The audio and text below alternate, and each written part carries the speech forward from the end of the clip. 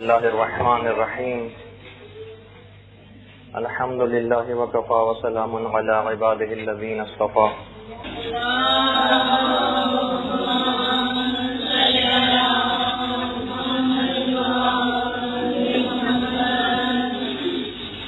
ایک ایسے دن ہمارا درس واقع ہو رہا ہے کہ جس دن نے ہمیں موت سے اور نزدیک کر دیا۔ ایک تو موت خود تیز رفتاری سے انسان کی طرف چلتی ہوئی آ رہی ہے، اور دوسری طرف انسان بھی اس کی طرف تیزی سے بڑھتا چلا جا رہا ہے۔ موت ایک ایسی چیز ہے کہ جس کی یاد چاہے کوئی شخص بیمار ہو یا صحت مند، مستحب ہے کہ وہ زیادہ سے زیادہ موت کو یاد کرے۔ اس میں فرق نہیں ہے کہ بالکل مرنے کے قریب ہوا ہوا ہے اور مریض ہے اور بستر مرگ پر ہے، بلکہ تندرست کے لیے بھی مستحب ہے۔ بھی مکروہ ہے کہ انسان موت کو اپنے سے بہت دور خیال کرے۔ موت کو خود سے دور خیال کرنا یہ بھی کراہیت رکھتا ہے۔ اچھا، یہ بات بھی مستحب ہے کہ انسان اپنا کفن تیار رکھے، جی، اور یہ بات بھی مستحب ہے کہ انسان اپنی قبر کو آمادہ رکھے، خواہ تندرست ہو خواہ بیمار ہو۔ یعنی یہ جو اس وقت صحت مندی اور تندرستی کا عالم ہے، اس میں بھی اس بات کی بہت زیادہ تاکید ہے کہ انسان اپنی قبر کا انتظام رکھے۔ اپنے بہت سے تجربات جو ہم بتاتے رہتے ہیں آپ کو، صرف تشویق و ترغیب کے لیے، کہ ہم کچھ دوستوں نے ایک دفعہ سوچا تھا، اس کو عملی جامہ پہنانے کا موقع تو نہیں مل سکا، کہ اتنی سال کی مثلاً اگر ہماری دوستی ہے تو وہ مرنے کے بعد بھی وہ سلسلہ قائم رہے، تو ہم بہت سارے قبرستانوں کا کے متعلق معلومات لی گئیں کہ کسی جگہ ایک ساتھ کچھ قبر بک کرائی جا سکے، تاکہ ایک دوسرے کو اس سے سہارا بھی رہے۔ جب اس دنیا میں ایک دوسرے کا اتنا ساتھ دیا ہے تو مرنے کے بعد بھی قریب قریب رہا جائے۔ لیکن بہرحال اس طرح کا کوئی قبرستان اول تو دستیاب نہیں ہوا جہاں اتنی پہلے سے بکنگ ہو، اور اس کی ایک وجہ یہ بھی تھی کہ اگر قبر آمادہ ہو جاتی ہے تو پھر انسان وہاں جا سکتا ہے، اس میں بیٹھ کر تلاوت قرآن کر سکتا ہے، اور مختلف امور وہ انجام دے سکتا ہے جو کہ مستحبات میں سے ہیں۔ لیکن ایسا کوئی مل نہیں سکا جہاں پہلے سے ان کو تیار کروا کے اور آمادہ ہوا جا سکے۔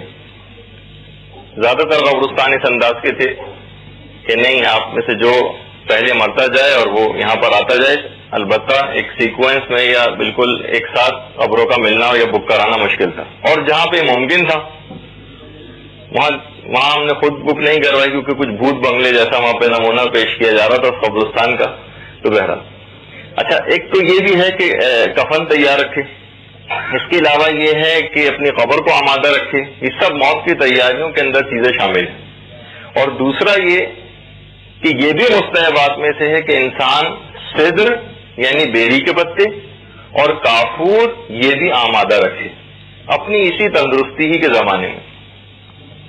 پیغمبر اسلام سے جب ایک بار یہ چیز پوچھی گئی کہ پیغمبر اسلام یہ بتائیے کہ کون شخص سب سے زیادہ سمجھدار ہے، بلکہ غالباً پیغمبر نے خود ہی یہ سوال لوگوں سے پوچھا کہ سب سے زیادہ سمجھدار اور عقل مند کون ہے، تو بہرحال یہی جواب ملا کہ اکثرہم ذکراً للموت واشدہم استعدادا، جو کثرت کے ساتھ موت کا ذکر کرے وہ سب سے زیادہ عقل مند ہے، اور وہ شخص بھی سب سے زیادہ عقل مند ہے جو دوسرے لوگوں کی نسبت موت کے سلسلے میں بہت زیادہ تیاری کرنے والا ہو، واشدہم استعدادا۔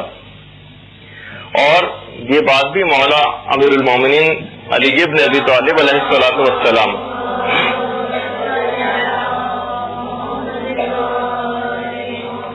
فرماتے ہیں کہ جس شخص نے بھی آئندہ کل کا آنے والا دن اپنی زندگی میں شمار کیا، اس نے موت کو اپنا حقیقی مقام نہیں دیا.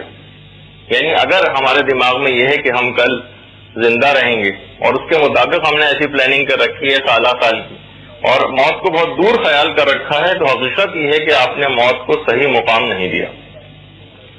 اور مولا بار بار یہ جملہ ارشاد فرماتے تھے، ایک دفعہ نہیں، بار بار یہ جملہ ارشاد فرماتے تھے کہ موت کتنی تیزی کے ساتھ مومن کے پاس آ رہی ہے اور دنیا میں، اور مومن جو ہے وہ دنیا میں بہت زیادہ تگ و دو کے اندر مبتلا ہے، بہت زیادہ تگ و دو اس کی دنیا ہی کی طرف ہوتی جا رہی ہے. تو اگر اس کو یہ بات پتہ چل جائے تو یہ بہت ہی زیادہ نہ صرف یہ کہ وہ زندگی کے ان جھمیلوں سے اپنے آپ کو اس کو زندگی کے جھمیلے بہت برے لگنے لگیں گے، بلکہ وہ ان کو بہت حقارت سے دیکھنا شروع کر دے گا. یعنی جو میں اپنے الفاظ کے اندر آپ کو یہ چیز بتا رہا ہوں، مولانا نے کہا کہ اگر وہ بہت تیزی کے ساتھ اگر اس کو یہ بات پتہ چل جائے کہ اتنی تیزی سے موت اس کی طرف آ رہی تو اس کو دنیا بہت بری لگنے لگے. یہ بھی مستحبات میں سے ہے کہ جس طریقے سے ہم نے کفن کا تذکرہ کیا، جس طریقے سے ہم نے قبر کا تذکرہ کیا، بیری کے پتوں اور کافور کا تذکرہ کیا، اسی طریقے سے یہ بات بھی ضروری ہے کہ مومن جو ہے وہ اپنا وصیت نامہ بھی تیار رکھے. وصیت نامہ تیار نہ رکھنا یہ بھی مکروہ ہے. دیکھیے اب کیونکہ ہم فقہی مسائل بھی، کیونکہ یہ سب چیزیں موت کی تیاری میں شامل ہیں.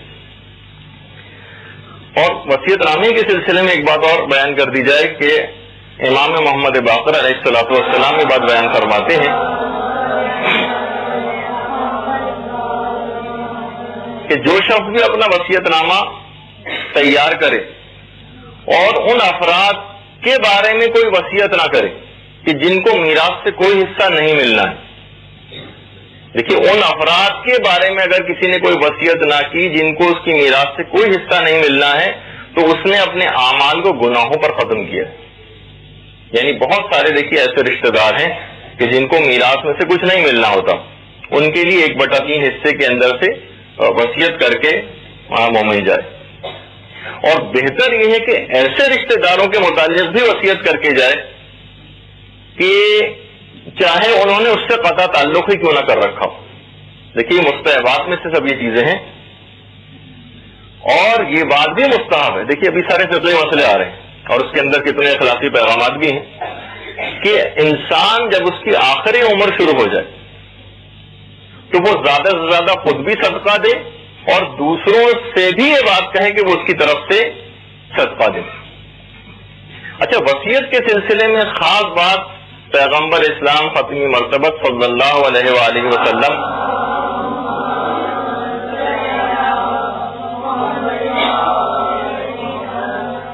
پیغمبر اسلام نے خاص طریقہ وصیت کا بتایا ہے اور فرماتے ہیں کہ جو شخص بھی مرتے وقت اچھی وصیت نہ کرے، اچھی وصیت اگر اس نے مرتے وقت نہ کی تو یہ اس کی عقل اور مروت میں کمی کا سبب بنے گی.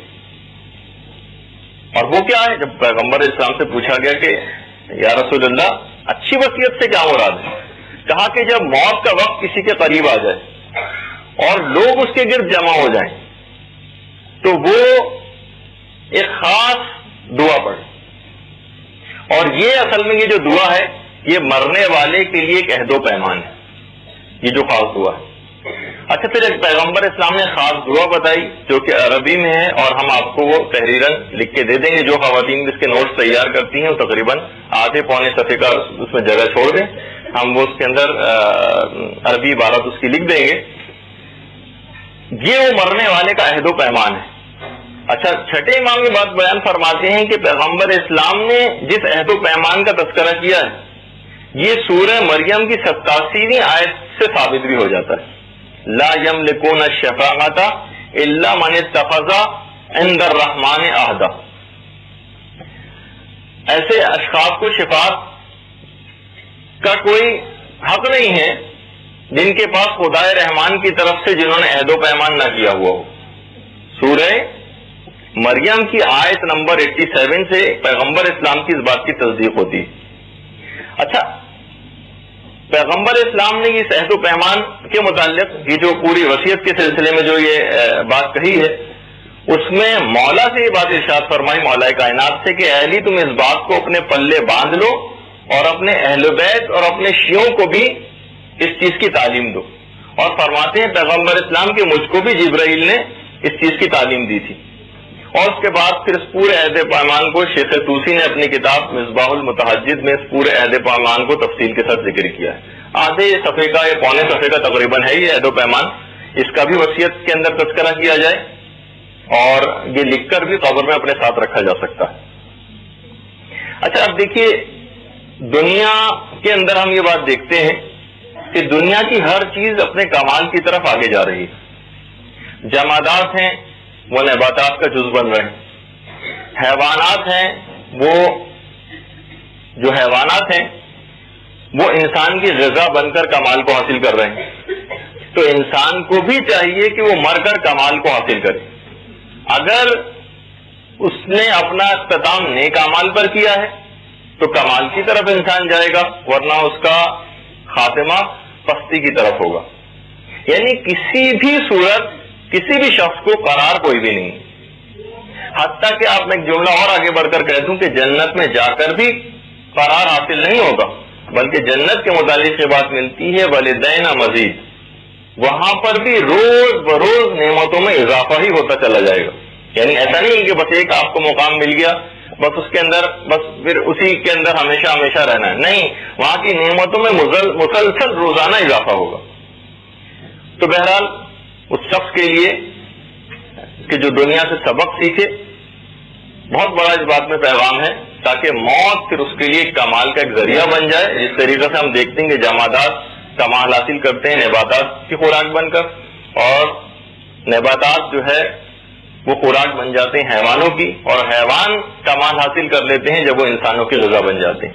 اب انسان فقط ایک ایسی چیز ہے کہ جب اس نے نیک اعمال کیے تو اس کو آگے سے آگے بڑھتے رہنا ہے تاکہ وہ کمال کی منزلیں طے کرے، ورنہ پھر وہ منفی طور پر کمال حاصل کرے گا، یعنی پستی کی منزلوں کو طے کرے گا.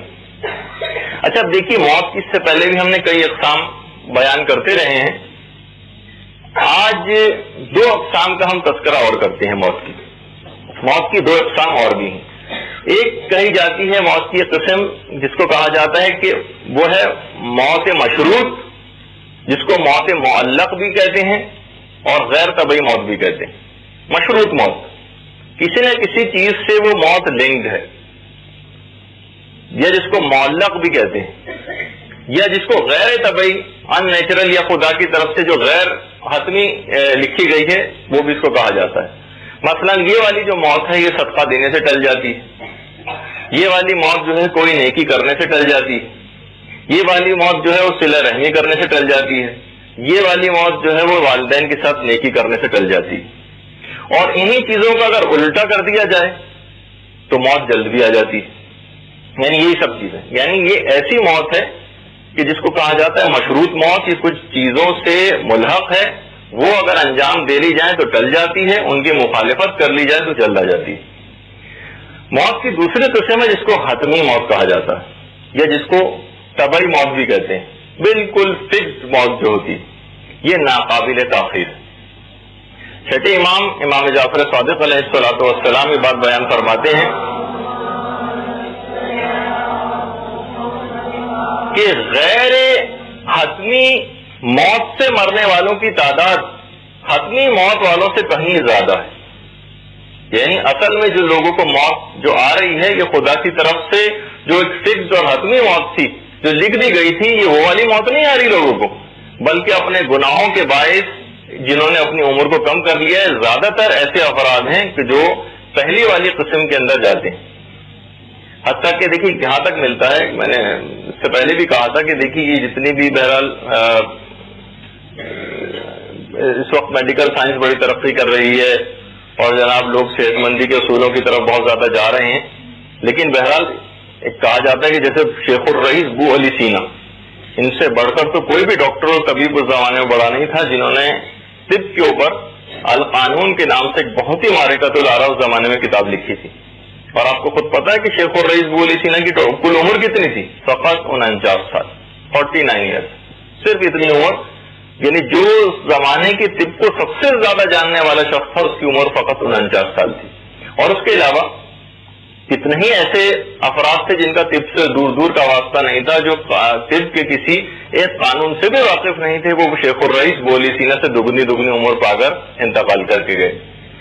تو بہرحال ہر صورت میں یہ بات یاد رکھنی ہے کہ موت بالآخر آنی ہے, چاہے کتنی طبی چیزوں کا خیال کر لیا جائے.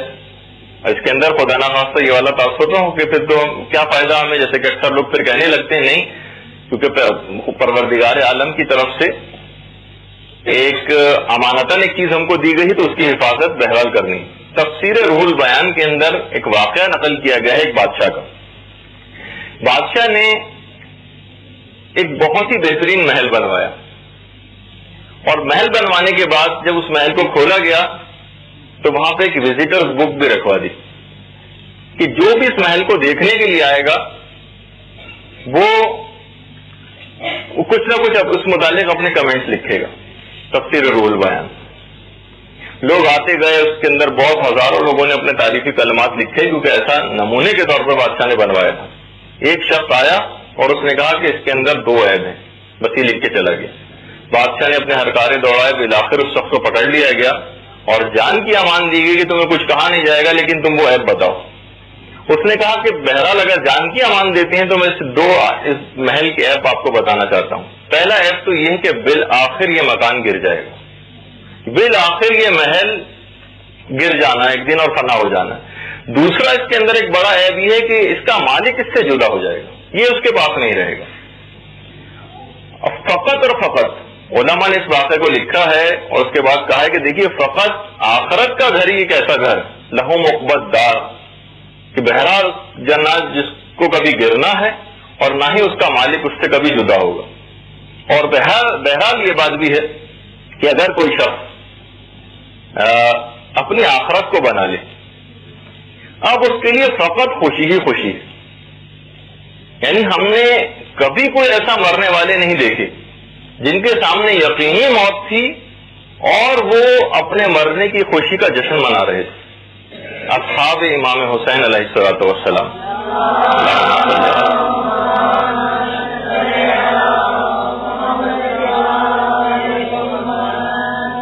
امام حسین نے ان کی زندگی میں جو دیا بجھانے کا واقعہ تھا, دیا بجھا کر ان کی زندگی میں روشنی ہی روشنیاں بکھیر دی, اور وہ بھی اتنے زیادہ خوش ہو گئے اس بات سے. وہ جو شعر ہے نا کسی کا کہ خوشی کا وقت ہے گل کر دو ان چراغوں کو, خوشی کے وقت میں کیا کام جلنے والوں کا. تو بہرحال کیونکہ اپنے سامنے اگرچہ موت بھی نظر آ رہی تھی, لیکن اس کے باوجود بھی کیونکہ اپنی آخرت بنا لی تھی لہذا خوشیاں ہی خوشیاں تھی. چھٹے امام سے بھی یہ سوال پوچھا گیا کہ مولا یہ بات بتائیے کہ یہ جو آپ نے کہا کہ ملاقات خدا سے اگر کوئی شخص خوش نہیں ہوگا تو خدا بھی اس سے ملاقات کر کے کوئی خوشی محسوس نہ کرے گا. لیکن ہم یہ دیکھتے ہیں مولا کہ جان نکلنا تو ہمارے لیے بڑا سخت ہے اور ہم موت سے ڈرتے بھی ہیں. تو کیا ہم ان افراد میں شمار ہوں گے جو لقاء اللہ سے کراہیت کرتے ہیں, خدا سے ملاقات کو پسند نہیں کرتے؟ اور آپ نے یہی کہا ابھی کہ جو شخص خدا سے ملاقات کو پسند نہ کرے خدا بھی اس سے ملاقات کو پسند نہ کرے گا. تو مولا یہ بتائیے, دیکھیے بالکل ویلڈ سوال ہے اور سب کے دماغ میں آتا ہے, کون ہے جو موت کو خوشی خوشی گلے لگانے کو تیار ہے؟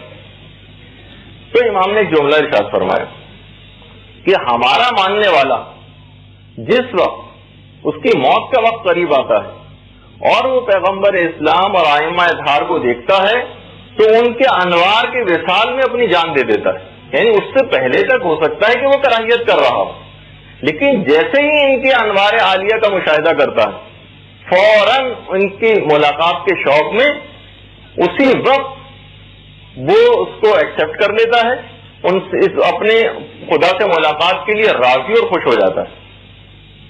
اور ایک اور روایت کے اندر بھی بات بیان کی گئی ہے کہ مرنے کے فوراً بعد مومن کسی ہوا کی مانند اپنی پچھلی دنیا کو بھول کر بہشت اور بہشتیوں میں مشغول ہو جاتا ہے.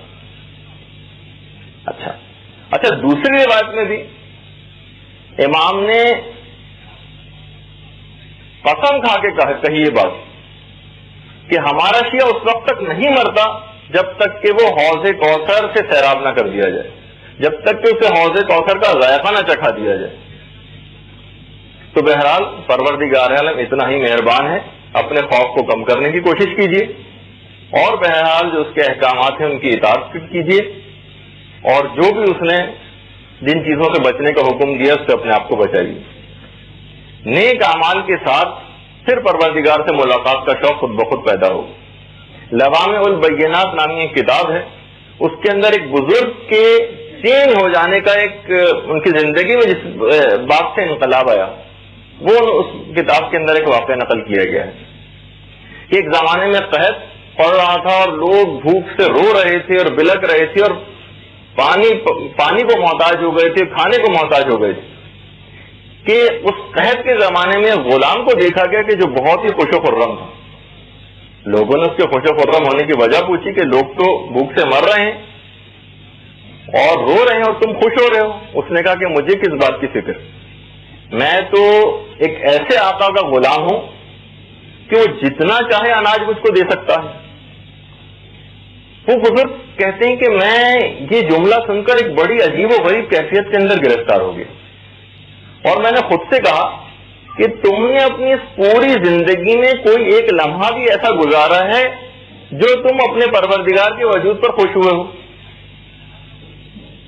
یعنی انسان اگر واقعی سوچے کہ کیا جس طرح سے وہ غلام اپنے آقا کے وجود پر خوش تھا، کیا کوئی ایک لمحہ بھی زندگی کا ایسا ہم نے گزارا ہے کہ جس میں ہم اپنے پروردگار کے وجود پر خوش ہوں؟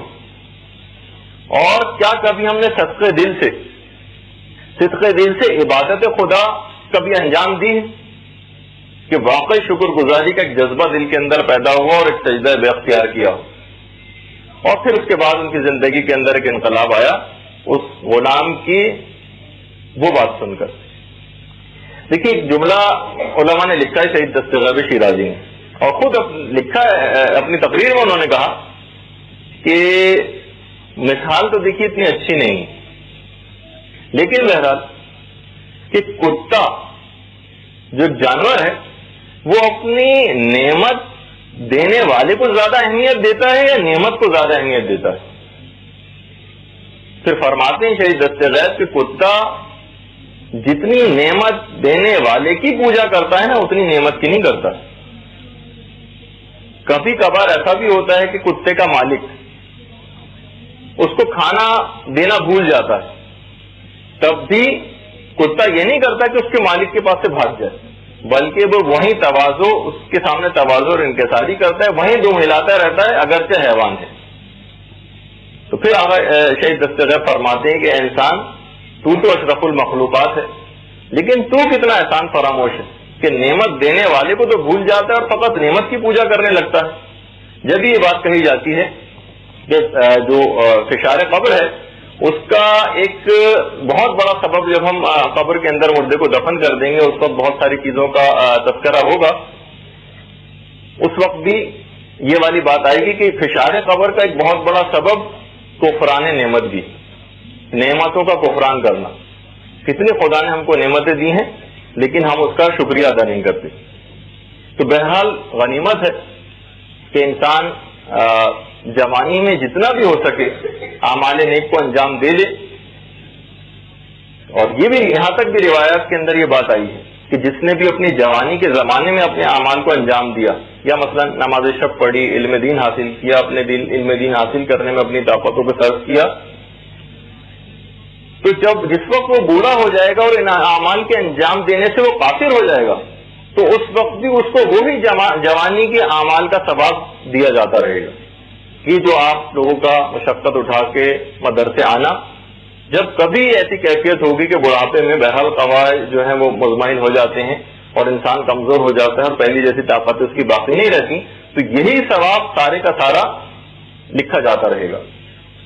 تو بہرحال روایت میں یہ بات آئی ہے کہ وہ تمام اشخاص کے جن کی عمر 40 سال نہیں ہوئی، اور آپ میں سے تو ماشاءاللہ کسی کی بھی نہیں ہوئی، نہ کبھی ہوگی، اور یہی وجہ ہے کہ کوئی عورت آج تک صدر پاکستان نہیں بن سکی کیونکہ اس میں عمر کی شرط ہے 40 سال کا ہونا۔ تو بہرحال زیادہ سے زیادہ کوشش یہی کرنی چاہیے کہ انسان عبادت خدا کو انجام دے لے، تاکہ بڑھاپے میں پھر ان تمام چیزوں کے ثواب اور فائدوں کو حاصل کرے. اچھا، اب یہ اس تمہید کے بعد اب ہم اپنے مسائل سے مربوط ہو جاتے ہیں. البتہ چند ایک اہم فقہی مسئلے ہیں، لیکن وہ بھی کبھی نہ کبھی، کیونکہ جب کہ اتنے مظالم بڑھ گئے ہیں کافروں کے بھی، اور بڑی تعداد میں صاحبان ایمان کو شہید بھی کیا جا رہا ہے، تو چند ایک دو چار صرف اس مسئلے سے متعلق بیان کر کے پھر ہم اپنے موضوع پر آ جاتے ہیں.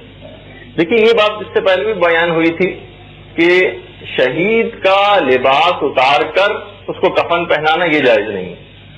شہید کو اسی لباس کے اندر دفن کیا جائے گا. ہاں، البتہ یہ کر سکتے ہیں کہ اوپر سے اس کو ایک اور کفن پہنا دیا جائے، لیکن اس کا وہ لباس، وہ خون آلود، وہ ویسے کا ویسے ہی رہے گا.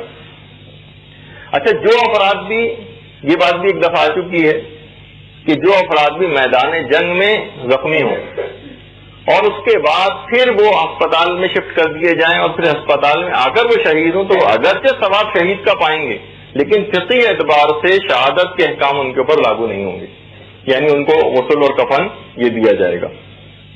اچھا، اسی طریقے سے وہ تمام لوگ کہ جو کہ خواہ وہ میدان جنگ میں اپنے مورچے کے اندر آرام ہی کیوں نہ کر رہے ہیں، اور اس وقت کوئی گولہ باری بھی نہیں ہو رہی ہے اور کوئی وہ جنگ کے لیے آمادہ بھی نہیں ہے، فقط سو رہے ہیں مورچے کے اندر اور کوئی بم آ کے ان کے اوپر گر جاتا ہے، ایسے افراد شہید کا ثواب بھی پائیں گے اور شہادت کے جتنے فقہی احکام ہیں وہ بھی ان کے اوپر لاگو ہوں گے. اسی اعتبار سے جو بارودی سرنگیں ہوتی ہیں، جو بارودی سرنگیں، ان پہ پاؤں لگنے سے جو افراد شہادت پا جاتے ہیں یا اس کی صفائی کے دوران، تو ان کے اوپر سے بھی غسل اور کفن یہ ثابت ہو جاتا ہے اور ان کے اوپر بھی وہی احکام لاگو ہوں گے. البتہ مثلا دشمن حملہ کر دیتا ہے کسی شہر کے اوپر، اور ایک زمانہ تھا جیسے انڈیا کے ساتھ مثلا جنگ ہو رہی تھی اور انہوں نے آ کر کراچی کے اوپر مثلا بمباری بھی کی تھی، تو کبھی کبھی ایسا موقع پیش آ جائے کہ شہر کے اوپر دشمن آ کے حملہ کرے اور اس بمباری کے نتیجے میں شہری شہید ہو جائیں، تو ثواب شہید کا پائیں گے، البتہ شہید کے فقہی احکام ان کے اوپر لاگو نہیں ہوں گے. اسی طریقے سے وہ بھی اس سے پہلے بیان ہو چکا کئی دفعہ کہ جو بھی افراد تعاون کے اندر جو پلیگ ہے اس کی وجہ سے جن کو موت آتی ہے، یا مثلا دستوں کی بیماری میں کوئی جو انتقال کرتا ہے، پیٹ کی بیماریوں میں جو لوگ مرتے ہیں، یا پانی میں ڈوب کر جو لوگ ہلاک ہوتے ہیں، یا ملبے تلے دب کر جیسے کہ زلزلوں وغیرہ کے اندر، یا اسی طریقے سے جل کر مرنے والے، یا وہ تمام عورتیں کہ جو کہ ڈلیوری کی وجہ سے جن کو موت آ جاتی ہے، یہ اگرچہ ثواب شہید کا پائیں گے، لیکن شہیدوں کے فقہی احکام ان کے اوپر لاگو نہیں ہوں گے. اچھا، اتنا اور بتا دوں کہ ایک دفعہ اس سے پہلے بات بیان ہو چکی ہے، البتہ وہ بالکل اتفاقی فقہی مسئلہ نہیں ہے کہ شہید کو ہاتھ لگانے سے غسل مس میت کا واجب ہونا. کچھ علماء کا نظریہ یہ ہے کہ نہیں، شہید کی میت کو ہاتھ لگانے سے غسل مس میت واجب نہیں ہوتا. البتہ جیسے آغا کوئی ہیں اور آغا چیستانی ہیں، شیخ جواد تبریزی ہیں، ان کا نظریہ یہ ہے کہ بہرحال شہید کی میت کو ہاتھ لگانے سے بھی ہمارے اوپر بہرحال غسل مس میت واجب ہو جاتا ہے. اچھا، پھر کچھ علماء کا نظریہ یہ بھی ہے جیسے کہ امام خمینی وغیرہ، وہ کہتے ہیں کہ نہیں، اور واجب نہیں ہوتا. اسی طریقے سے ایک چیز اور، کیونکہ کفن کے مسئلے تو ہم بیان کر چکے، ایک اور مسئلہ اس کے اندر پیش آتا ہے، وہ ہے حنوط کرنے کا مسئلہ. حنوط بڑی ہے نون واو اور توئی، جو 7 مقامات سجدہ ہیں ان کو حنوط کرنا واجب ہے، یعنی ان کے اوپر کافور کا ملنا، کافور لگانا. اچھا، یہ جو 7 مقامات سجدہ ہیں، اس میں اکثر علماء نے کہا ہے کہ احتیاط واجب کی بنا پر ترتیب کا خیال رکھا جائے گا. مثلا آقا کو یہ فرماتے تھے، لیکن اس کے علاوہ جتنے اور دیگر مراجع ہیں وہ کہتے ہیں کہ نہیں، اس میں کسی ترتیب کا ہونا معتبر نہیں، یعنی آپ جیسے بھی جس میں بھی چاہیں پہلے کر دیں، جس کو بھی چاہیں بعد میں حنوط کر دیں. تو یہ 7 مقامات سجدہ ہیں، ان کے اوپر تھوڑا سا کافور لگایا جائے گا. مستحب ہے کہ ناک کی لو جو ہوتی ہے اس کے اوپر بھی کافور لگایا جائے. اس کے علاوہ جو مثلا مستحبات میں ہے کہ بغلوں میں لگانا، عام پٹس میں، یا مثلا سینے کے اوپر کافور کا لگانا، جتنے بھی جوڑ ہیں ان کے اوپر کافور کا لگانا. اور یہ سب کچھ جو کافور لگایا جا رہا ہے اصل میں یہ خوشبو کے لیے، اور اگر کافور نہ ملے تو کوئی اور خوشبو کافور کی قائم مقام نہیں ہو سکتی، پھر ہنوت کیے بغیر ہی دفن کر دینا ہوگا مرنے والے کو. یعنی بہرحال ہنوت کرنا یہ واجب ہے، لیکن بہرحال اگر کافور کہیں دستیاب نہ ہو تو ہم یہ نہیں کر سکتے، کیونکہ کافور خوشبو کے لیے لگایا جاتا ہے. جس طریقے سے کفن کے متعلق میں ہم نے بات کہی تھی کہ اگر کافور اور زریرہ نہ ملے تو کوئی اور خوشبو استعمال نہ کی جائے. استعمال کرنا مکروہ ہے، سوائے آغا خوئی کے. آغا خوئی کہتے تھے احتیاط واجب کی بنا پر کوئی اور خوشبو استعمال کرنی حرام ہے بلکہ کفن کے لیے. تو ایک مسئلہ اس کے اندر ہنوت کا یہ بھی آ جاتا ہے. اب سوال یہ پیدا ہوتا ہے کہ جو ہنوت ہے، کیونکہ بس یہ فقہی مسئلے آج کی جو نشست ہے ہماری اس میں نسبتاً زیادہ آئیں گی، اور جو شاید ایک اگلی نشست ہو کہ جس کے اندر دفن وغیرہ کے جو مسائل ہوتے ہیں وہاں کی حد تک فقہی مسئلے ذرا نسبتاً زیادہ ہوں گے. اور اس کے بعد جب دفن کر دیں گے اس کے بعد پہلی رات اور برزخی زندگی کی مصروفیات، وہ اس پہ پھر ہم ذرا مسائل فقہ سے تھوڑا سا آگے نکل جائیں گے اور ایک اس میں الگ طریقے سے گفتگو کو آگے بڑھانا ہوگا. لیکن ابھی یہ جو کم سے کم خاص طور پہ 2 نشستیں آج کی اور ایک اگلی باقی ہیں، اس کے اندر نسبتاً زیادہ ہے. کتنا کافور لگایا جائے اعضائے سجدہ پر؟ تو اس کا جواب یہ کہ فقط اتنا کافور لگانا کہ عرفاً یہ کہا جائے کہ آپ نے کافور ملا ہے، یعنی بہت تھوڑا سا بھی اگر کافور لگا دیا جائے. اور یہ بات بھی مستحب ہے کہ اگر کافور کے ساتھ خاک شفا کو بھی مخلوط کر دیا جائے تو ثواب اور بہت زیادہ بڑھ جاتا ہے اور مردے کو بہت زیادہ ثواب اور فائدہ ملتا ہے. البتہ اگر کافور کے ساتھ خاک شفا کو آپ نے مخلوط کیا اور مکس کیا تو پھر اس کو اس جگہ پہ نہیں لگائیں جہاں پر لگانے سے خاک شفا کی توہین محسوس ہو. مثلا پاؤں کے جو بڑی انگلیاں ہیں اس کے اوپر نہیں لگائیں پھر، کیونکہ پھر یہ بہرحال توہین شمار ہوگی خاک شفا کی اگر اس کے ساتھ مخلوط کیا ہے تو. اچھا، اب چاہے عورت ہو یا مرد، چھوٹا ہو یا بڑا، جوان ہو یا بوڑھا، سب کو کافور لگایا جائے گا، سوائے ان افراد کی جو کہ حالت احرام میں انتقال کر جاتے ہیں، ان کو ہنوت کرنا جائز نہیں. یہ بس ایک مسئلہ اس کے اندر یاد رکھنے والا ہے. ویسے سب مردوں کو، چاہے وہ بچے ہوں یا بڑے، ان کو ضرور کافور لگایا جائے گا سوائے حالت احرام میں انتقال کرنے والے شخص کے. اچھا، کافور کب لگائیں؟ دیکھیے، ویسے تو کبھی بھی لگا سکتے ہیں. کفن پہنانے سے پہلے بھی کافور لگا سکتے ہیں، کفن پہنانے کے درمیان میں بھی کافور لگا سکتے ہیں، اور کفن مکمل طور پر پہنائے جانے کے بعد بھی کافور لگا سکتے ہیں. البتہ سب سے بہتر یہ کہ کفن پہنانے سے پہلے کافور لگا دیا جائے، یہ سب سے بہتر ہے. اور اتنا زیادہ اس سلسلے میں اہمیت ہے کہ دیکھیے، اگر کوئی شخص ہنوت کرنا بھول جائے مردے کو، یعنی کافور لگانا اگر بھول گئے اور دفن کر دیا اور بعد میں یاد آیا کہ ارے کافور تو لگانے سے رہ گیا، تو اگر ہتک نہ ہو مردے کی تو واجب ہے کہ قبر کو کھودا جائے. البتہ میت کو باہر نہ نکالا جائے، بلکہ قبر میں کوئی شخص اندر اتر جائے اور وہاں ہنوت کر دے، وہاں پر کافور لگا دے، میت کو البتہ باہر نہ نکالے. لیکن یہ ہے اتنا اہم مسئلہ ہنوت کرنے کا کہ جو خوشبو لگا کے تیاریاں کروا کے جو بھیجا جانے والا مسئلہ ہے، یہ ہے اتنا اہم. اچھا، اب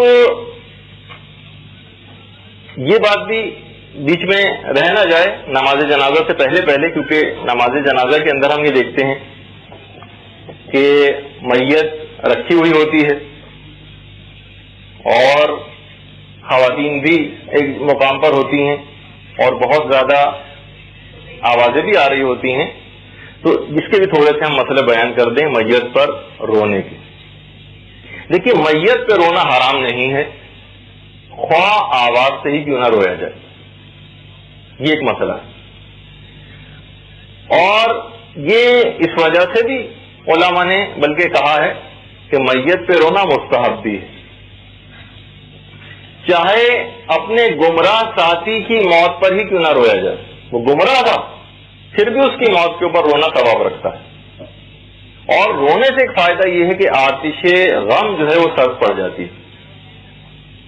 اچھا، اب وہ جو بہت حدیث سننے میں آتی ہے اور بڑی مشہور کر دی گئی ہے وہابیوں کی طرف سے، المیت یعذب ببکاء اہلہ، کہ میت کے گھر والوں کے رونے سے میت کو تکلیف پہنچتی.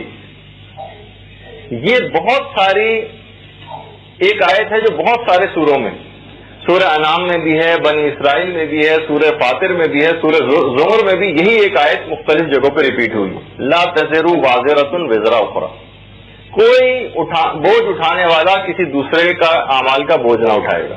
تو رو کوئی اور رہا ہے اور میت کو تکلیف ہو رہی ہے، میت کو عذاب دیا جا رہا ہے، یہ اس قسم کی روایتیں پایہ اعتبار سے ساقط ہیں اور یہ مشہور زیادہ کر دی گئی ہیں وہابی حضرات کی طرف سے.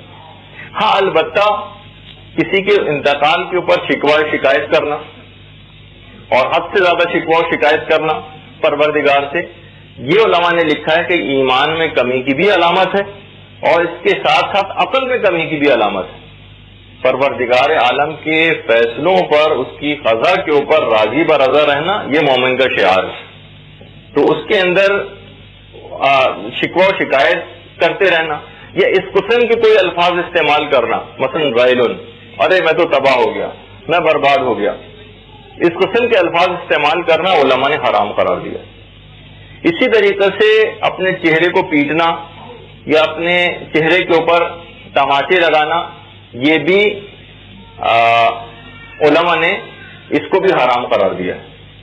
اس کے علاوہ عورتوں کا اپنے چہرے کو نوچنا یا اپنے جسمانی اعضاء کو نوچنا، اس میں بھی اکثر علماء کا یہ کہنا ہے کہ قسم کا کفارہ واجب ہو جاتا ہے. کچھ علماء کے نزدیک واجب نہیں ہوتا ہے، کچھ کے نزدیک واجب ہو جاتا ہے.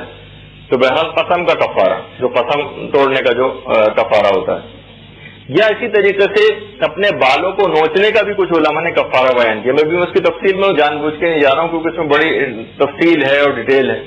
اچھا، نوچنا یا اکھاڑنا اس کے اندر ایک چیز ہوتی ہے، اور ایک اور ہے، عربوں میں یہ چیز پہلے کامن ہوا کرتی تھی، اب تو شاید نہیں ہے، کہ عورتیں غم میں بالوں کو قینچی سے کاٹتی تھیں، لیکن وہ بھی علماء نے لکھا ہے، لیکن وہ کیونکہ اب پیش نہیں آتا تو اس وجہ سے ہم وہ بھی بات بیان نہیں کر رہے.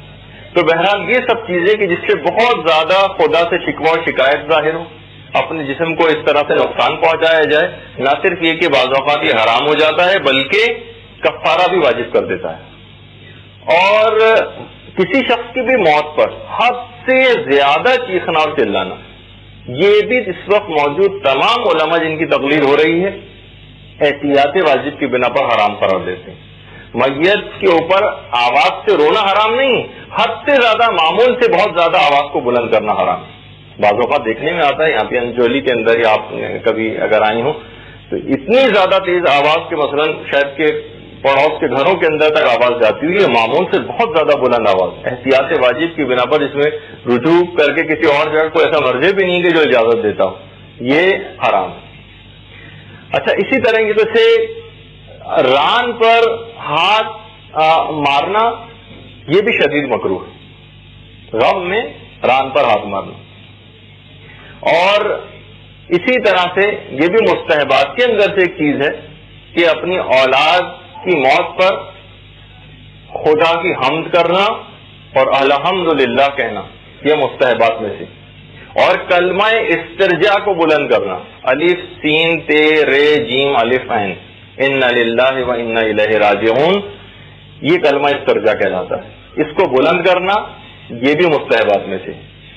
اور یہ خاص طور پر بیٹے کی موت کے لیے، بیٹے کی موت پر خدا کی حمد کرنا اور زیادہ تاکیدی مستحب.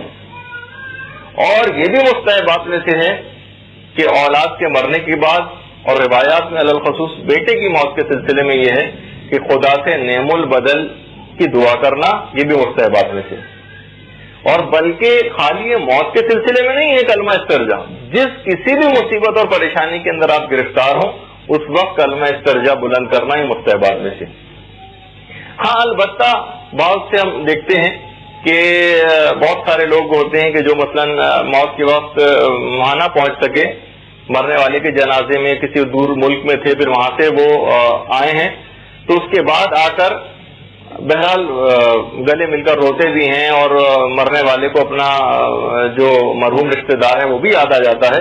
بہرحال علماء کا یہ کہنا ہے کہ اگر تعزیت اس کی پیش کی جائے بہت دنوں کے بعد تو یہ مکروہ ہے، کیونکہ اس کو مرنے والے کی یاد آئے گی اور پرانا غم اس کا تازہ ہو جائے گا.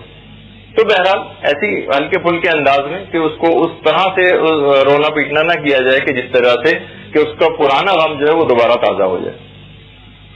اچھا اگر کبھی بھی ایک بات اور یاد رکھیے، کبھی بھی انسان کو اپنا کوئی پرانا غم یاد آ جائے تو اس وقت بھی کلمہ استرجاع بلند کرنا یہ مستحبات میں سے.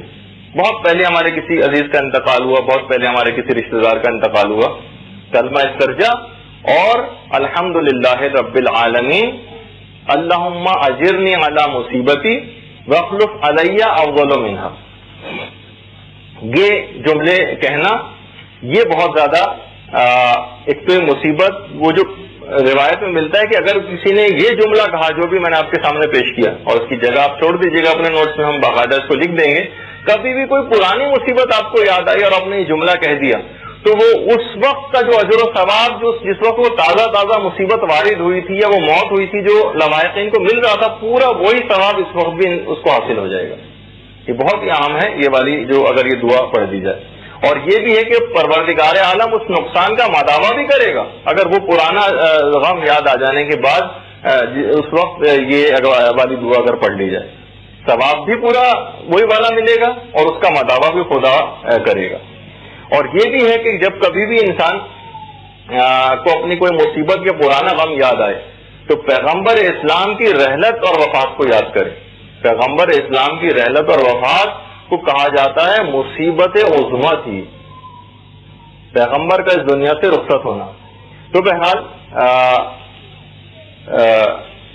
یہ اس وقت بھی کرنا مستحب ہے جب بھی کبھی کوئی اپنا پرانا مصیبت یا غم یاد آئے. اسی طریقے سے جو بھی اہل مصیبت ہو، یعنی جن کے ہاں موت واقع ہوئی ہے، ان لوگوں کے لیے اس مصیبت میں خضاب لگانا، سرما لگانا، یا مثلا میک اپ کرنا، بالوں میں تیل ڈالنا یا کنگھی کا وغیرہ کرنا، اس سے مرنے والے کے لوائقین اجتناب کریں. یعنی خاص طور پر جس دن یہ مصیبت واقع ہوئی ہو. حرام تو نہیں ہے، مکروہ بھی نہیں ہے، بلکہ بس یہ مسائل کے اندر کہی گئی ہے بات کہ اس سے اجتناب کریں، یہ زیادہ بہتر ہے. اسی طریقے سے مرنے والے کے گھر میں کھانا کھانا یہ بڑا شدید مکروہ، بلکہ روایت میں ملتا ہے کہ یہ تو زمانے جاہلیت کی یادگاروں میں سے ایک چیز ہے. زمانے جاہلیت کی یادگار چیزوں میں سے ایک ہے کہ مرنے والے کے گھر کھانا کھایا جائے، اور شدید مکروہ میں سے یہ چیز آتی ہے. اور اسی طریقے سے یہ بات بھی مکروہ ہے کہ مرنے والے کے پاس فقط عورتوں کو چھوڑا جائے.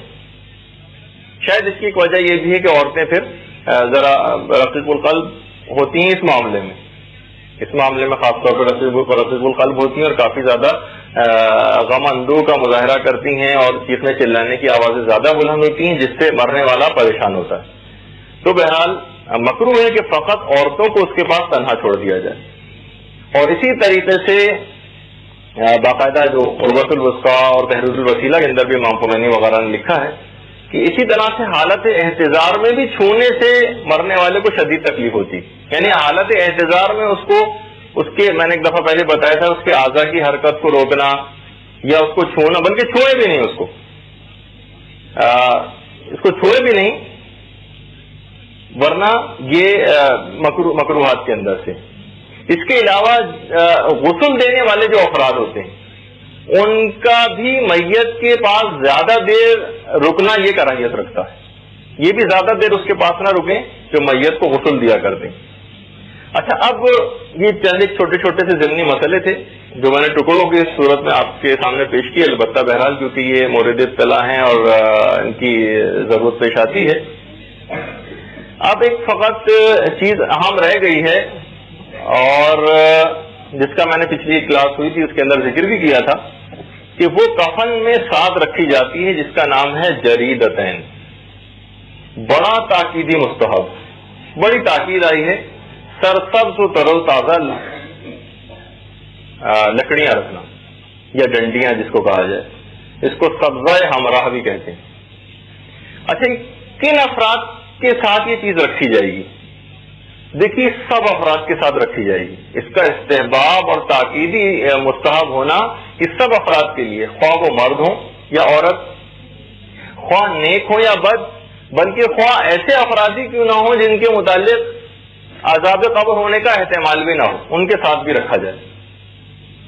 خواہ بچہ ہو یا بوڑھا، سب کے ساتھ رکھی جائیں گی. مثلا کوئی اگر بچہ نابالغیت کے زمانے میں انتقال کر گیا تو اس کو تو عذاب نہیں ملے گا. تو علماء نے بہرحال مسائل کے لحاظ سے ایک بات کہی کہ پھر استحباب بچے کے لیے تو نہیں رہتا، البتہ رجا کی نیت سے بچے کے ساتھ یہ چیز رکھی جائیں گی، 2 تر و تازہ لکڑیاں. اس کا فائدہ کیا ہے؟ فائدہ یہ ہے کہ جب تک یہ لکڑیاں تر و تازہ رہیں گی مردے کے اوپر سے عذاب نہیں ہوگا.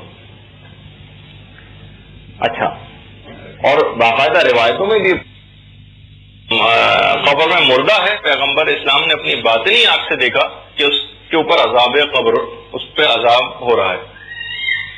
پیغمبر اسلام نے ایک تر و تازہ لکڑی اٹھائی، اس کے 2 ٹکڑے کیے، ایک ٹکڑا اس کے سرہانے لگایا اور ایک ٹکڑا اس کی پائنتی میں لگایا پاؤں کی طرف، اور فرمایا کہ جب تک یہ لکڑیاں تر و تازہ رہیں گی عذاب اس کے اوپر سے برطرف رہے گا، بلکہ کلی طور پر بھی برطرف ہو جائے گا. ہاں ابھی آگے چل کے آ رہی ہیں ساری چیزیں. مکمل طور پر برطرف ہو جائے گا. کہا کہ یا تو عذاب میں تخفیف ہو جائے گی یا کلی طور پر برطرف ہو جائے گا. اور یہ بات بھی کہی گئی کہ بلکہ انصار میں سے جب ایک شخص کا انتقال ہوا تو پیغمبر اسلام نے اس کے رشتہ داروں کو بلوایا اور اس کے لواحقین کو کہا کہ خضروا صاحبکم فما اقل المخضرین یوم القیامہ، کہ اپنے مردے کو سرسبز و شاداب کرو، کیونکہ بہت کم لوگ قیامت میں ایسے ہوں گے جو سرسبز ہوں گے. لوگوں نے پوچھا کہ یا رسول اللہ آپ کی اس بات کہنے سے کیا مراد ہے کہ مردوں کو سرسبز کرو؟ کہا ان کے ساتھ سرسبز و تازہ لکڑیاں رکھو جو ان کے گلے اور کندھے کے درمیان میں رکھی جائیں. ابھی میں اس کے آگے چل کر تفصیل بتانے والا. اور روایت کے اندر یہ بات بھی بیان ہوئی ہے کہ سب سے پہلے جس نے اس بات کی وصیت کی تھی کہ ان کے ساتھ سرسبز و شاداب لکڑیاں رکھی جائیں قبر میں، وہ حضرت آدم علیہ السلام تھے. حضرت آدم فرماتے تھے، انہوں نے جو وصیت کی تھی کہ میرے ساتھ یہ تر و تازہ لکڑیاں رکھی جائیں تاکہ مجھے مانوسیت رہے. اچھا پھر اس کے بعد جو دیگر انبیاء تھے ان کے یہاں بھی اس سلسلہ یہ آگے بڑھتا رہا، یعنی سب یہی وصیت کر کے جاتے رہے کہ ان کے ساتھ یہ تر و تازہ لکڑیاں رکھی جائیں. پھر زمانے جاہلیت میں آ کر یہ سلسلہ متروک ہو گیا اور پھر پیغمبر اسلام نے اس کو دوبارہ زندہ کیا. اور ائمہ کی بھی بہت زیادہ اس سلسلے میں تاکید آئی ہے کہ زرارہ آ کر ہمارے 5ویں امام سے یہ بات پوچھتے ہیں کہ مولا یہ بات بتائیے کہ یہ اگر کوئی شخص یہ تر و تازہ لکڑیاں نہ رکھ سکے، تو وہ کیا کرے؟ تو پھر کیا ہو؟ تو امام نے گویا ان کی بات کو کوئی اہمیت ہی نہیں دی زرارہ کی اور کہا کہ نہیں، ہر صورت میں بہتر ہے کہ رکھی جائے. یعنی کیوں آپ کو اویلیبل نہیں ہو رہی؟ یعنی اس طرح کا سوال کو امام نے لگا ایسا روایت سے کہ اس بات کو پسند نہیں کیا کہ اتنی معمولی سی چیز کی لکڑیاں رکھی جائیں تو کیوں نہیں رکھی جا سکتی. تو کہا کہ نہیں، ہر صورت میں رکھی جائیں. بلکہ یہ بھی فرمایا کہ جب تک یہ لکڑیاں تر و تازہ رہیں گی عذاب و ثواب، عذاب و حساب مردے پر سے اٹھا لیا جائے گا.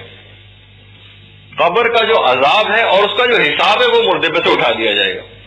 اچھا، اب ایک سوال پوچھا بھی جاتا ہے اور امام سے بھی پوچھا گیا کہ ٹھیک ہے، خشک ہونے تک تو اس کے اوپر عذاب نہیں ہوگا جب تک تر و تازہ رہیں گی. اچھا، خشک جب ہو جائیں گی پھر تو عذاب شروع ہو جائے گا نا.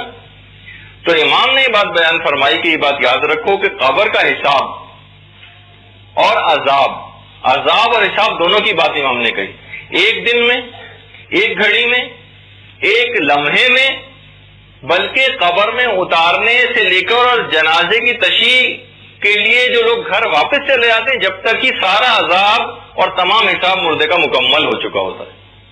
تو اس کے بعد تو بہت بڑا ٹائم ایک لحاظ سے روایت کے اندر ذکر ہو گیا کہ جب تک یہ تر و تازہ رہیں گے. وہ تو امام فرماتے ہیں کہ بہت ہوا تو جب تک تشییع جنازہ کے لوگ گھر واپس پہنچیں گے جب تک یہ سارا حساب ہو چکے گا اور تمام عذاب بھی وہ بھگت چکا ہوگا اگر اس کو عذاب بھگتنا ہے، یعنی عذاب کا جو پیریڈ جس ٹائم پہ ہوتا ہے. لیکن اگر یہ لکڑیاں رکھ دی گئیں تو وہ عذاب اس کے اوپر سے ساقط ہو جائے گا اور حساب بھی اس کو نہیں لینا پڑے گا اور وہ ٹائم جو ہوگا وہ بہرحال اس سے نکل جائے گا. اچھا اب اس کے اندر ایک مسئلہ یہ پیش آتا ہے، بلکہ امام نے یہ بھی جملہ ارشاد فرمایا کہ کھجور کی لکڑیاں رکھی جائیں، کھجور کی لکڑیاں. ایک تو شاید اس کی وجہ یہ ہو کہ کھجور کی لکڑی بہت دیر میں خشک ہوتی، اور امام نے فرمایا کہ انشاءاللہ ان لکڑیوں کے رکھے جانے کے بعد میت کا حساب اور عذاب برطرف ہو جائے گا. فلا یصیبہ عذاب ولا حساب جوفوفہما انشاءاللہ تعالی. وسائل الشیعہ کے اندر یہ والی روایت ہے کہ عذاب بھی برطرف ہو جائے گا اور حساب بھی برطرف ہو جائے گا. اچھا اب وہ جو آپ کی طرف سے بھی سوال پوچھا گیا کہ کون سی لکڑیاں، تو امکانی ترجیحات ہیں اس کی کچھ. پہلی ترجیح اور پرائیورٹی تو کھجور کے درخت کی لکڑی. کھجور کا اگر درخت نہ ملے تو پھر بیری کے درخت کی لکڑی کے سیکنڈ نمبر پہ، اور بیری کے درخت کی لکڑیاں بھی نہ ملیں تو پھر نیم کے درخت کی لکڑی، اور اگر نیم کا درخت بھی اویلیبل نہ ہو تو پھر انار کے درخت کی لکڑی، اور اگر یہ بھی اویلیبل نہ ہو تو کسی بھی درخت کی سرسبز و شاداب لکڑی. جب بھی دیکھیے عام اتنا ہے کہ نہ عذاب اس کو ہوگا اور نہ کوئی اور نہ ہی کوئی حساب اس کو دینا ہوگا.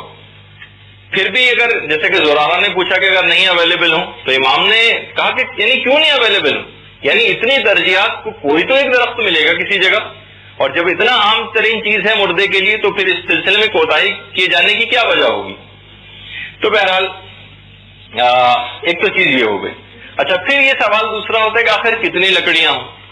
تو سب سے زیادہ بہتر ہی کہ 2 لکڑیاں، 2، ایک مردے کے دائیں طرف رکھ دی جائے اور ایک مردے کے بائیں طرف رکھ دی جائے. البتہ اگر صرف ایک ہی لکڑی کا بھی اویلیبل ہو سکے تو پھر اس کو رائٹ سائڈ پر ہی رکھ دیا جائے، مردے کے دائیں طرف. اچھا اب مسئلہ ایک اور پیش آتا ہے کہ وہ لکڑیاں کیسی ہیں. تو وہ تو ابھی بیان ہوا کہ تر و تازہ ہونی چاہیے. اگر خشک ہیں وہ تو یہ استحباب پورا نہیں ہو سکے گا، یعنی اس کو تر و تازہ ہونا ہی ضروری ہے.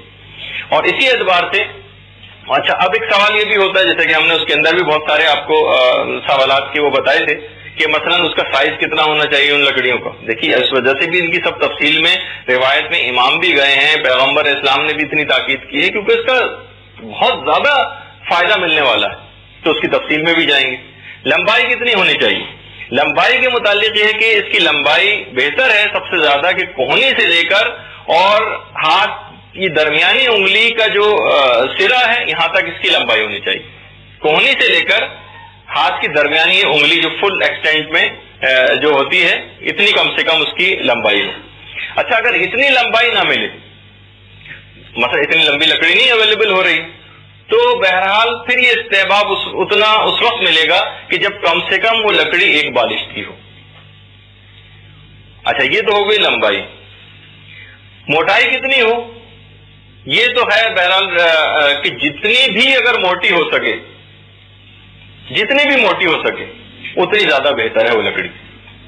اچھا اب اس کے بعد یہ بھی ثواب ہے بہت زیادہ، بلکہ تاکیدی مستحبات میں سے ہے کہ ان جریدتین پر کچھ لکھا ہوا بھی ہو، لکھا ہونا چاہیے.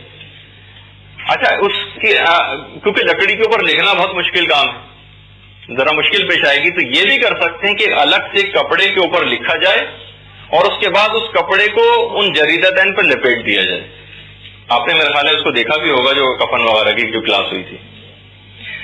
اچھا الگ سے کپڑے پر. اچھا وہ پرنٹڈ حالت میں اگر کوئی کسی نے پرنٹ کروائی ہوئی ہیں وہ دعائیں جو کہ اس کے اوپر لکھنا مستحب ہے تو وہ بھی ٹھیک ہے، وہ بھی بالکل صحیح ہے. بہتر تو یہ ہے کہ ان جریدتین پر یا اس کپڑے کے اوپر جو جریدتین پر لپیٹے جانا ہے اس پر اس مردے کا نام لکھا ہونا چاہیے اور اس مردے کے باپ کا نام لکھا ہونا چاہیے. اور پھر اس کے بعد ایک عبارت اور ہونی چاہیے، انہ یشہد ان لا الہ الا اللہ وان محمد الرسول اللہ وان الائمۃ من بعدہ اوصیاءہ. یہ ایک ہو، اس کے بعد ہر امام کا نام اس کے اوپر اسی کپڑے کے اوپر لکھا ہوا ہو اور وہ تمام عبارتیں بھی لکھی ہوئی ہوں کہ جن کو ہم کفن کے سلسلے میں جو حاشیہ اور جو کفن کے حاشیہ تھا اور جو کفن کے اوپر لکھی جانے والی دعائیں تھیں جن کا ہم پچھلے گفتگو میں ذکر کر چکے ہیں، ان تمام کو بھی ان جریدتین والے جو کپڑا ہے اس کے اوپر بھی لکھوانا وہ مستحب ہے۔ اور ایک عبارت خصوصیت کے ساتھ اور ہے کہ جو کہ شیخ طوسی نے اپنی کتاب مصباح المتحجد میں لکھی ہے، اور وہ بھی ہم آپ کو لکھ کر دے دیں گے، اس کو بھی جریدتین کے ساتھ ہی رکھا جائے، اس عبارت کو بھی۔ اور بہرحال اس کے اندر، اس عبارت کے اندر یہ ہے کہ خدا اور رسول ائمہ کی امامت کا اقرار ہے، عقائد حقہ ہیں، اور یہ تحریر انسان اپنی زندگی میں بھی لکھ کر رکھ سکتا ہے، اور اس تحریر کے گواہ بھی آپ کو رکھنا، ان باقاعدہ وہ گواہی دیں گے، یعنی جو آپ کی سہیلیاں ہوں گی یا رشتہ دار ہوں گے یا علماء سے بھی اس سلسلے میں گواہی لکھوائی جا سکتی ہے کہ اے فلاں بنت فلاں، یعنی جو گواہ لکھیں گے اس کے اوپر، ہم تمہیں اللہ کے سپرد کرتے ہیں۔ دیکھیے یہ میں نے کہا کہ یہ زندگی میں بھی لکھوائی جا سکتی ہے، ہم تمہیں اللہ کے سپرد کرتے ہیں اس شہادت اور اقرار اور اس برادری کے ساتھ جو ہمارے اور تمہارے درمیان ہے، کہ جبکہ سب کچھ اللہ کے رسول کے پاس امانتاً موجود ہے، ہم تم پر سلامتی بھیجتے ہیں اور تمہیں دعا دیتے ہیں، خدا کی رحمت و برکت کے ساتھ تم کو رخصت کرتے ہیں۔ یہ باقاعدہ اس کے بعد یہ تحریر لپیٹ کر جریدتین کے ساتھ رکھ دی جائے گی، یا جریدتین پہ لپیٹ دی جائے گی، اور اس تحریر کے اوپر وہ گواہ اپنا دستخط کریں گے اور مہر لگائیں گے، جتنے بھی ہوں، اس میں کوئی وہ نہیں ہے، لیکن جتنے بھی زیادہ سے زیادہ۔ ویسے جو اچھا ایک عدد ہے جو علامہ مجلسی نے بھی ایک دفعہ متعین کیا تھا، وہ 40 کا ہے۔ اچھا، اور پھر ہاں کپڑا چھوٹا بھی ہو سکتا ہے کہ اگر اس کو پرنٹنگ چھوٹی کروا لیں، یا اگر لکھوانا بھی ہے تو اتنی بڑی بہرحال نہیں ہے، لیکن یہ کیونکہ کفن کے اوپر بھی میں نے بہت ساری چیزیں آپ کو اچھی بڑی تعداد میں بتائی تھی، تو جتنا بھی چاہے اس کے اوپر لپیٹ دیا جائے، باریک سا چھپا کر بھی لپیٹا جا سکتا ہے۔ اچھا پھر اس کے بعد وہ جریدتین، یہ جو لپیٹی جائے گی چیز، یہ جریدتین کے ساتھ مردے کے دائیں طرف رکھ دی جائے گی۔ سب سے بہتر تو یہ ہے کہ یہ تحریر جو ہے کافور کے ساتھ، جو بہرحال جو بھی تحریر ہو، جو پرنٹنگ جو کروا رہے ہیں، یا تو اس کے اندر کافور ملا ہوا ہو، یا خود اپنے ہاتھ سے اگر لکھ رہے ہوں تو جو بھی انک ہو اس کے اندر کافور ملا ہوا ہو، تو یہ بہت زیادہ اس کا تاکید اور ثواب ہے۔ اور ایک چیز علماء نے اور کہی کہ جس قلم سے لکھی جائے گی سب سے زیادہ بہتر ہے، اور اس بات کی تاکید ہے کہ وہ لکڑی کا قلم، جو پین ہو وہ لکڑی کا ہو۔ اچھا، اب یہ جو جریدتین ہیں یہ رکھے کیسے جائیں گے؟ دیکھیے تفصیل اس کی یوں بھی اتنی اہم ہے کہ سارا حساب اور عذاب مردے پر سے برطرف ہو جائے گا۔ یہ آپ دماغ میں رکھیں تو آپ کو پھر یہ تفصیل شوق سے آپ سنیں گے۔ کس طرف رکھی جائیں؟ یہ لکڑیاں ویسے تو کہیں بھی رکھی جا سکتی ہیں پوری خبر، اور جس طرح چاہیں رکھ سکتے ہیں، لیکن ایک تو وہی میں نے کہا کہ ایک دائیں طرف رکھی جائے گی، ایک بائیں طرف رکھی جائے گی۔ بہترین ان کے رکھے جانے کا بھی ایک طریقہ ہے کہ سب سے بہتر تو یہ ہے کہ یہ گلے اور کندھے کی جو ہڈی ہے اس کے درمیان میں دائیں اور بائیں رکھی جائیں، گلے اور کندھے کی جو ہڈی ہے اس کے درمیان میں، یا جیسے کہ عام طور پر جو بغلوں کے ساتھ ان کو عام طور پر جو ہے وہ رکھا جاتا ہے۔ تو ایک تو طریقہ یہ ہوا۔ دوسرا ایک اور طریقہ ہے کہ ایک کو تو دائیں بغل کے نیچے رکھا جائے، جو رائٹ سائڈ کی جو دائیں بغل ہے اس کے نیچے، اور دوسری کو دونوں گھٹنوں کے درمیان رکھا جائے۔ اس طرح سے رکھا جائے کہ اس کا آدھا حصہ تو پنڈلی کی طرف ہو اور آدھا حصہ ران کی طرف ہو، یعنی دونوں گھٹنوں کے درمیان میں۔ مشکل تو نہیں پیش آ رہی آپ لوگوں کو؟ یعنی اس کے کئی طریقے ہیں، سب سے اچھا طریقہ تو وہ ہے جو ہم نے ابھی بتایا، گلے اور کندھے کی ہڈی کے درمیان میں، دونوں طرف۔ نہیں، ہاں وہ اگر اس طرح کی بنی ہو، لیکن اگر سیدھی بھی اگر لکڑی ہے تو بھی اس میں کوئی حل نہیں۔ عام طور پر دو لکڑیاں جو بالکل اگر سیدھی بھی ہوں تو بغل والی جو سائڈ ہے اس طرف دونوں طرف رکھی جا سکتی ہیں۔ لیکن یہ والا جو ابھی میں جو طریقہ بتا رہا ہوں، ایک تو طریقہ یہ ہوا جو ہم نے پہلے بیان کیا، اور ایک دوسرا طریقہ یہ ہوا کہ ایک کو تو دائیں بغل کے نیچے رکھ دیں، یہ دوسرا طریقہ ہے، اور دوسری کو دونوں گھٹنوں کے درمیان رکھ دیں۔ اس طرح سے رکھیں کہ آدھا حصہ اس لکڑی کا پنڈلی کی طرف ہو اور آدھا حصہ ران کی طرف ہو، اور یہ بھی کر سکتے ہیں کہ دونوں کو ایک ساتھ، دونوں لکڑیوں کو میت کے دائیں طرف رکھ دیا جائے. ایک طریقہ یہ بھی، تینوں چاروں طریقوں صحیح ہیں، لیکن سب سے اچھا وہ طریقہ ہے جو ہم نے سب سے پہلے بیان کیا. اچھا، اگر کبھی بھول جائیں یہ لکڑیاں رکھنا، بھول جائیں تو، یا یہ کہ قبر میں اس وقت اویلیبل نہیں تھی کسی وجہ سے، جو زرارہ والی بات کے بالفرض اگر نہیں کوئی طریقہ بن پا رہا ہے، اویلیبل نہیں ہو رہی ہیں، تو پھر اس کے بعد جس وقت بھی اویلیبل ہوں ان کو قبر کے اوپر لا کر رکھ دیا جائے، قبر کے اوپر رکھ دیا جائے. اور اگر صرف ایک لکڑی مل پا رہی ہے تو پیغمبر اسلام والا طریقہ اس کے اندر چلے گا، یعنی اس لکڑی کے دو حصے کیے جائیں گے، ایک سرہانے لگا دیا جائے قبر کے اور ایک پائتی کی طرف. اور اگر دونوں لکڑیاں اویلیبل ہو جائیں تو اس طریقے سے ایک کو تو ٹکڑے ٹکڑے کر کے قبر کے سرہانے اور پائتی، اور ایک کو فقط قبر کے اوپر ہی رکھ دیا جائے. تو بہرحال یہ کفن کے ساتھ ساتھ ہی رکھی جاتی ہیں چیز. اب ہم نے مردے کو بالکل تیار کر دیا جریدتین وغیرہ رکھ کر، اور پوری تیاری کے ساتھ ملاقات پروردگار کے لیے اب اس کو ہمیں آگے روانہ کرنا. جبھی وہ شاعر نے کہا تھا کہ باغ ارم میں یارب کیا عید ہو رہی ہے، جاتے ہیں جانے والے کپڑے بدل بدل کے. تو بالکل اچھے بہترین کپڑے پہنا کر ہمیں اس کو روانہ کرنا ہے، خوشبو وغیرہ لگا کر پروردگار عالم سے ملاقات کے لیے. لیکن اس سے پہلے کہ ہم مردے کو اٹھا کر قبرستان کی طرف لے کر چلیں، ایک اہم چیز باقی رہ گئی اور وہ ہے نماز جنازہ. اچھا، پہلے تو اس کے اندر ہم ایک آدھ بس میرا خیال ہے کیونکہ مجھے صرف 10 منٹ اور گفتگو کرنا ہوگی کہ آپ لوگوں کا شاید رزلٹ وغیرہ بھی ہے، تو بس 10 منٹ تک جتنے بھی فقہی مسئلے ہم اس میں بیان کر سکیں. دیکھیے، نماز جنازہ یہ واجبات میں سے ہے مردے کے لیے پڑھنا، اور شیعہ اثنا عشری نماز جنازہ پڑھے. اگر کوئی مخالف فرقے کا کوئی آدمی نماز جنازہ اس پہ پڑھ لے تو یہ کافی نہیں ہوگی، جیسے کہ اکثر ہوتا بھی. اچھا، عورتیں بھی نماز جنازہ پڑھ سکتی ہیں، بلکہ یہ ہے مسائل کے اندر کہ عورتیں پڑھ تو سکتی ہیں، البتہ احتیاط مستحبی کہ اگر مرد موجود ہوں تو عورتیں اس کا اہتمام نہ کریں، البتہ پڑھ سکتی ہیں. دوسری بات اہم ترین یہ ہے کہ ہماری فقہ میں غائبانہ نماز جنازہ کا کوئی تصور موجود نہیں. یہ مخالف فرقے میں ہے کہ کسی جگہ انتقال ہوا، شافعات کا انتقال ہوا تو سعودی عرب کے یہاں پر اکثر لوگوں نے نماز جنازہ پڑھی تھی. غائبانہ نماز جنازہ کا کوئی تصور نہیں ہے، خواہ وہ میت اپنے ہی شہر میں ہی کیوں نہ موجود ہو اور ہمارا اس جگہ پہ نماز جنازہ پڑھنے کے لیے جانا پاسبل نہ ہو. اور اس طرح سے مردے کو سامنے رکھا جائے نماز جنازہ پڑھتے وقت کہ اس کا سر نمازیوں کے دائیں طرف ہو اور اس کے جو پاؤں ہیں نمازیوں کے بائیں طرف ہو.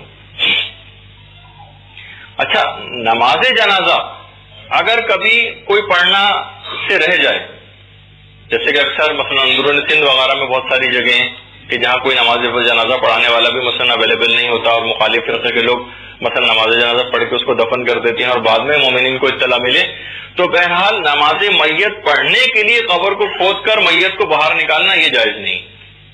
اگر کسی کی نماز جنازہ اس انداز کی پڑھی گئی یا تو نہیں پڑھی گئی، یا مثلا پڑھی بھی گئی تو بھی وہ نماز جنازہ باطل تھی، تب بھی میت کو باہر نہیں نکالا جائے گا، بلکہ قبرستان جا کر اس کی قبر کے سرانے کھڑا ہو جائے گا قبلہ رخ ہو کر، اور نماز جنازہ وہیں پڑھی جائے گی. اور نماز جنازہ میں کم سے کم 5 تکبیروں کے ساتھ واجب ہے کہ نماز جنازہ پڑھی جائے.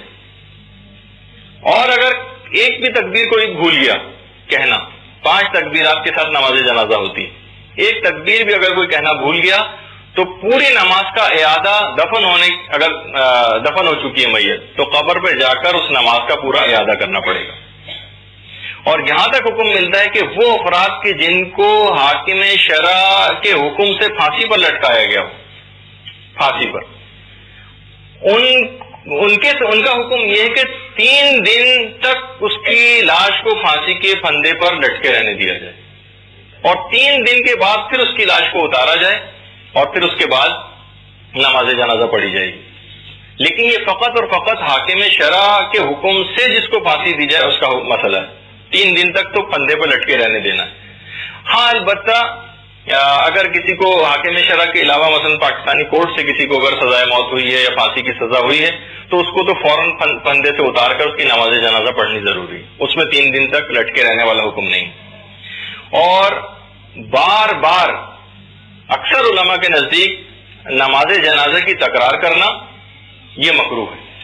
البتہ یہ مکروہ بھی دیگر بہت سارے مجتہدین مثلا کوئی کے نزدیک مکروہ تھا، امام خمینی کے نزدیک مکروہ تھا۔